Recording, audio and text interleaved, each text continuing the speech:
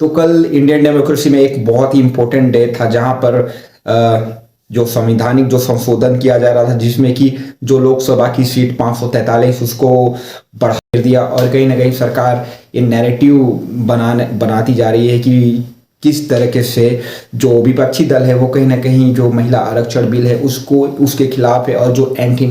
Anti महिला विरोधी जो बातें बोल रहे हैं कि ये तो महिला विरोधी है, ये महिलाओं को आगे नहीं आने दे रहा है। ऐसे जो एलिगेशन वो बीजेपी लगा रही है, उसके काउंटर में जो कांग्रेस का जो राहुल गांधी हैं या फिर उसके अदर जो पार्टी मेंबर हैं उनका दावा है कि इससे जो बीजेपी है वो सॉफ्ट जो महिला आरक्षण के नाम पर जो परिसीमन लाना चाहती है, जिससे कि जो 543 जो लोकसभा सीट है वो कहीं ना कहीं बढ़ने वाले थे। इससे जो साउथ की स्टेट हैं या फिर नॉर्थ की स्टेट हो, उनको कहीं ना कहीं जो उनकी भूमिका होती है संसद में वो कहीं ना कहीं कम हो सकती है, ऐसा जो विपक्षी पार्टी है उनका दावा था। और कहीं ना कहीं पुरजोर विरोध तो दिख ही रहा था, लेकिन कल जब जो वोटिंग हुई उसमें जो 2/3 जो चाहिए था उनको सपोर्ट, लेकिन वो नहीं मिला और बीजेपी का ये प्रस्ताव जो कि संसद में खारिज हो गया। इसको लेकर बीजेपी जो कि अब एक और मुद्दा बनाए हुई है कि विपक्षी पार्टी तो भाई महिला विरोधी है, जो कि पूरे देश में बीजेपी ने अनाउंसमेंट भी कर दिया है कि इनको हम महिला विरोधी का जो खिताब है वो दिला करेंगे। इसको लेकर कांग्रेस पार्टी का भी जवाब जो कि में से प्रियंका गांधी का जवाब आता है, प्रेस कॉन्फ्रेंस करती है और वहाँ पे वो कहीं ना कहीं जो एलिगेशन है उनको टेक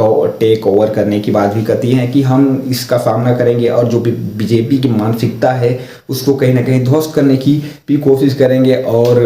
राहुल गांधी का ये भी मानना है कि ये तो पॉसिबल ही नहीं था कि ये जो बिल है वो संसद में पास हो जाए। और इमरान प्रतापगढ़ी का एक वीडियो भी वायरल हो रहा है जहां पर इमरान प्रतापगढ़ी कहते भी दिख रहे हैं कि किस तरीके से बीजेपी के लोग जानते थे कि ये बिल पास नहीं होने वाला है, फिर भी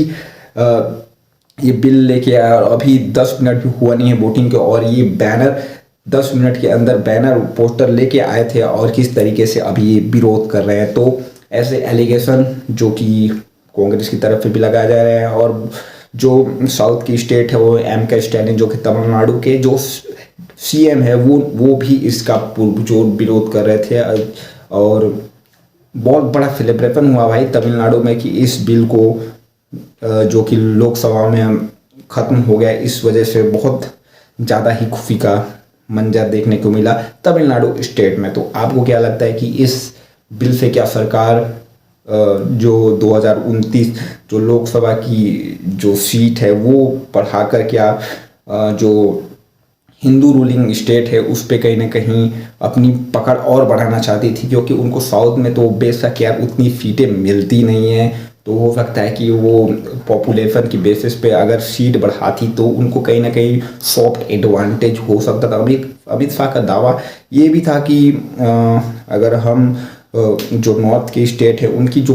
पॉपुलेशन के हिसाब से सीट नहीं बढ़ाएंगे, हम जो 80% अगर लोकसभा सीट जो कि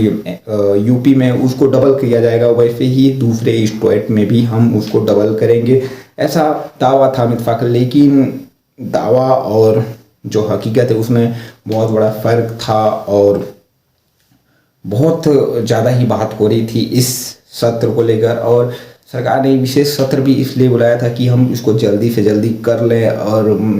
जो अभी बंगाल का इलेक्शन है उसमें कहीं ना कहीं एक मुद्दा हम क्रिएट करेंगे जहां पर हम इस जो तृणमूल हो या फिर कांग्रेस हो या अदर पार्टी हो उनको हम कैसे हम एंटी जो महिला आरक्षण बिल है उसके खिलाफ में कैसे हम इनको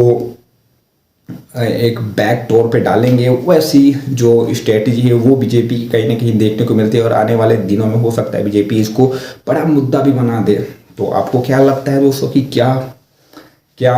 ये जो बिल है वो सही था या गलत था यार, कमेंट में जरूर